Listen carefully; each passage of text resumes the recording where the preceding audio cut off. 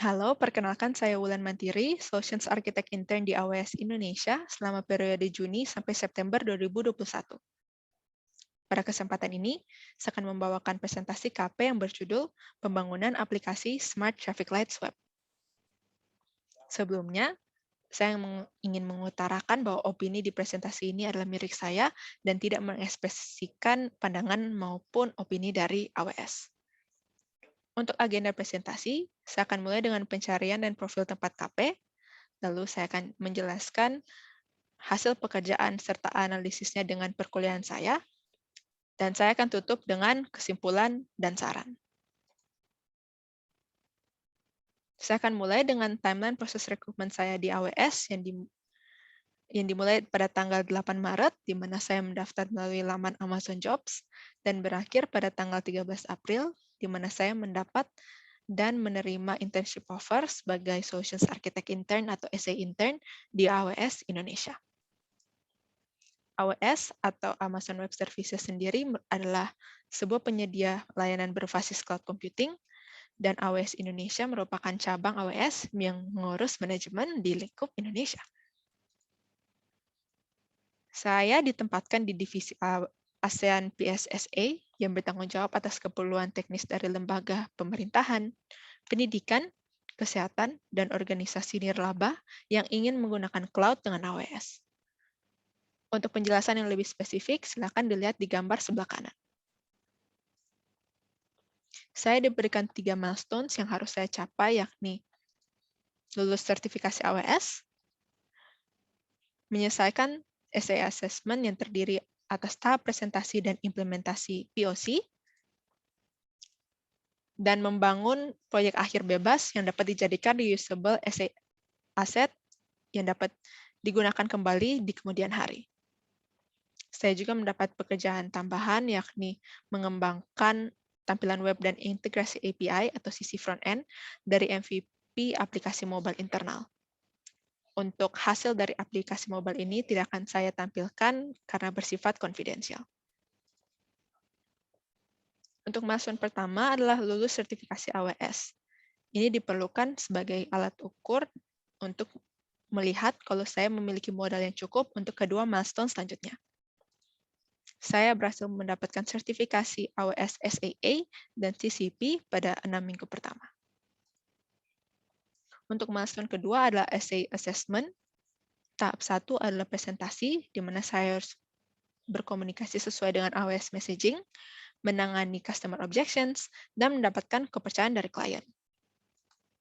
Dan tahap kedua adalah implementasi POC. Saya diberikan studi kasus model LMS yang harus membangun 3-tier web architecture yang sesuai dengan AWS Well Architecture Framework. Untuk architecture diagram dari model LMS sendiri ada di gambar sebelah kanan. Dan milestone ketiga adalah proyek akhir. Di sini saya menemukan pemicu bahwa berbagai kota di Indonesia sedang bertransformasi menjadi smart city. Mereka sudah mengadopsi ATCS yang memudahkan koordinasi lampu lalu lintas dengan pengaturan manual. Beberapa kota yang sudah mengadopsi seperti contoh Bandung, Bali, Medan, Tasikmalaya, dan beberapa kota besar lain di Indonesia. Tetapi pertanyaan pun muncul, apakah manual cukup? Bagaimana kalau kita buat proses pengambilan keputusan lampu lalu lintas ini menjadi otomatis?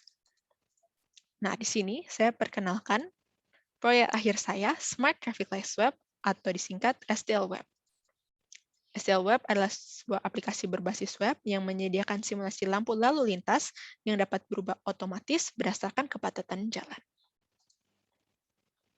Di gambar sebelah kiri adalah architecture diagram yang saya bangun untuk tahap whiteboarding di essay assessment, dan pengembangan STL Web sendiri terbagi atas 7 bagian, yaitu pencarian model ML, ML inference with container on Lambda, serverless API plus CI/CD, data analytics, web hosting plus CI/CD, pengembangan web, dan dokumentasi. Saya hanya akan memaparkan hasil akhir dari beberapa bagian saja untuk konsiderasi waktu. Bagian pertama adalah pencarian model ML, di mana saya menemukan 3 opsi, yaitu untuk membuat model baru, atau untuk menggunakan Amazon Recognition, atau untuk menggunakan pre-trained ML model. Setelah eksplorasi, keputusan saya adalah untuk menggunakan pre-trained ML model yang sudah di-fine-tune, dan model pemenangnya adalah YOLO versi 4 dengan parameter yang tertera di slides. Performa dari model ML yang saya pilih ini memiliki kecepatan deteksi kurang dari sama dengan 1,5 detik. Sementara itu, untuk performa jumlah deteksinya sendiri, saya membandingkannya dengan fitur label detection di Amazon Recognition.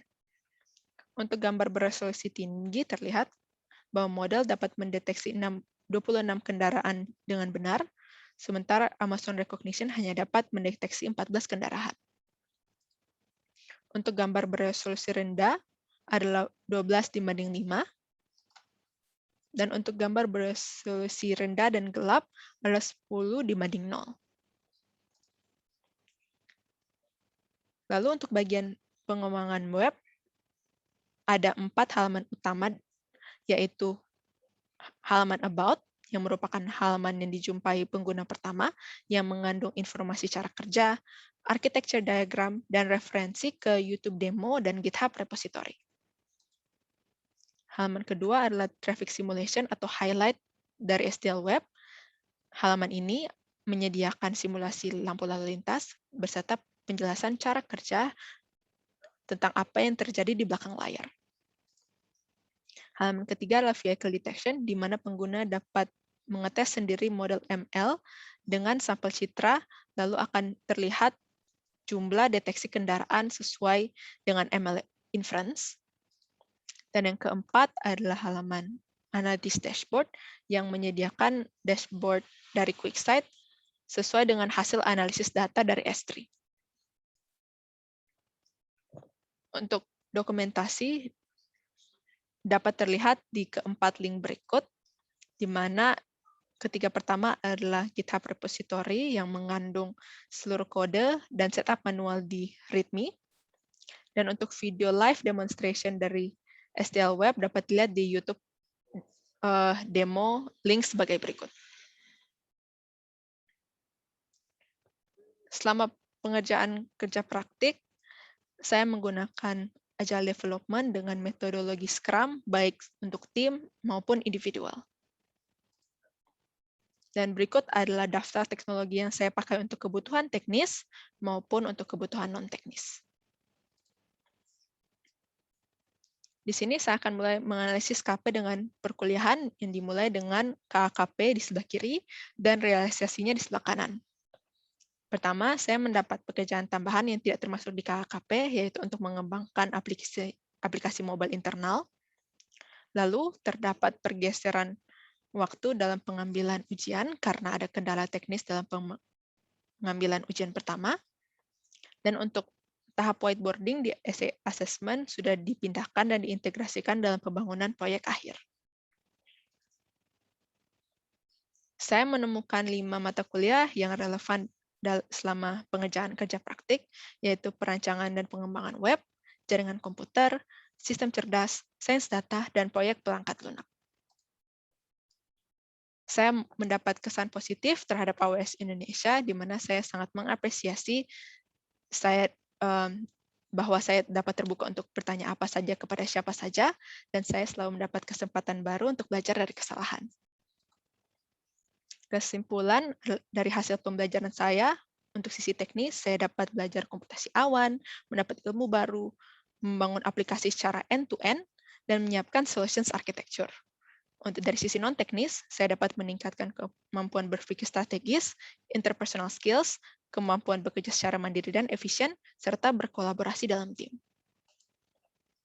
Untuk saran, untuk pelaksanaan KP selanjutnya, lengkapilah diri dengan pengetahuan komputasi awan, tren teknologi, dan coba cari tahu kenapa sesuatu dirancang sedemikian rupa.